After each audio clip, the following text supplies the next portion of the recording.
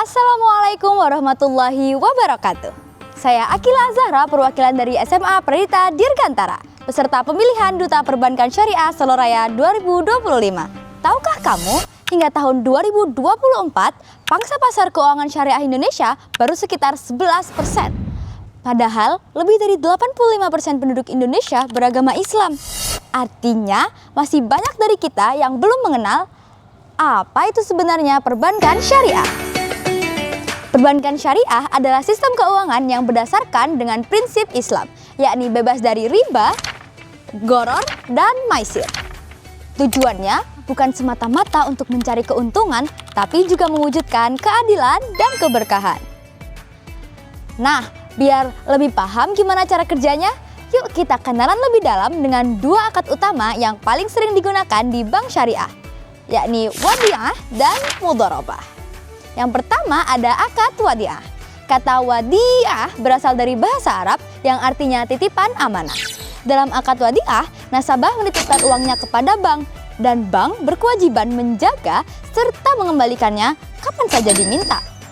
Artinya, uang kalian bukan untuk diputar untuk mencari bunga, tapi disimpan dengan aman sebagai bentuk kepercayaan. Dalilnya terdapat dalam Quran Surat An-Nisa ayat 58. A'udzu billahi minasyaitonir rajim. Bismillahirrahmanirrahim. Innallaha ya'murukum an tu'addul amanati ila ahliha. Sungguh, Allah menyuruh kamu menyampaikan amanat kepada yang berhak menerimanya. Quran Surat An-Nisa ayat 58. Ayat ini menjadi dasar kuat bahwa akad wadi'ah menekankan amanah dan tanggung jawab.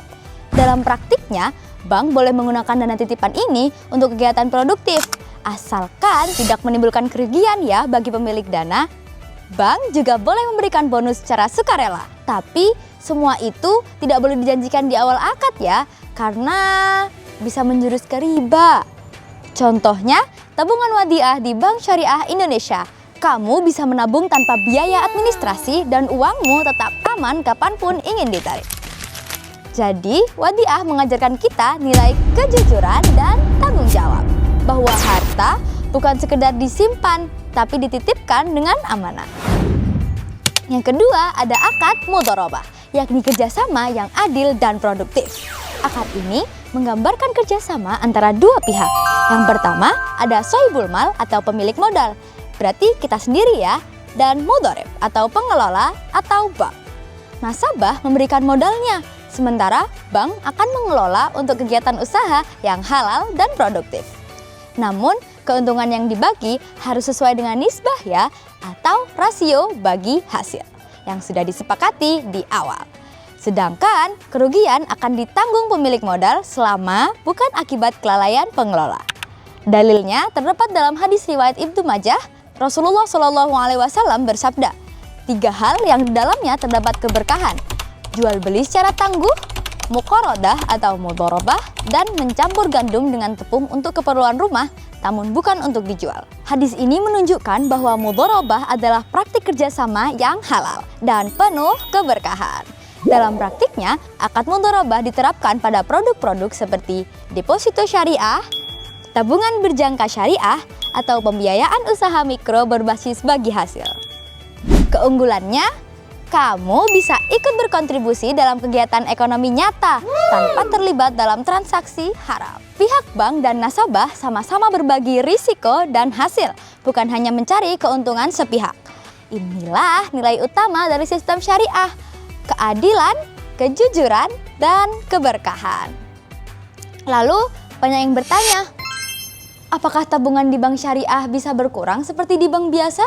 Jawabannya memang bisa, karena biaya administrasi yang kecil dan lain-lain. Bahkan pada akad wadi'ah, banyak kok bank yang sudah menerapkan 0% biaya administrasi. Tapi perlu diingat ya, di bank syariah biayanya semuanya transparan, karena sudah ada akad yang disepakati sejak awal transaksi. Jadi, anti riba. Dari kedua akad ini, kita belajar bahwa Islam tidak melarang mencari keuntungan, asalkan dilakukan dengan cara yang halal, adil, dan penuh amanah. Perbankan syariah hadir bukan sekedar sistem keuangan, tapi juga cara kita sebagai umat muslim-muslimah yang taat untuk mematuhi perintah Allah dan menjauhi larangannya. Melalui ajang ini, saya berharap dapat berkontribusi dalam menyebarkan informasi tentang perbankan syariah ke masyarakat dan menjadi generasi yang cerdas finansial serta berakhlakul karimah. Wassalamualaikum warahmatullahi wabarakatuh.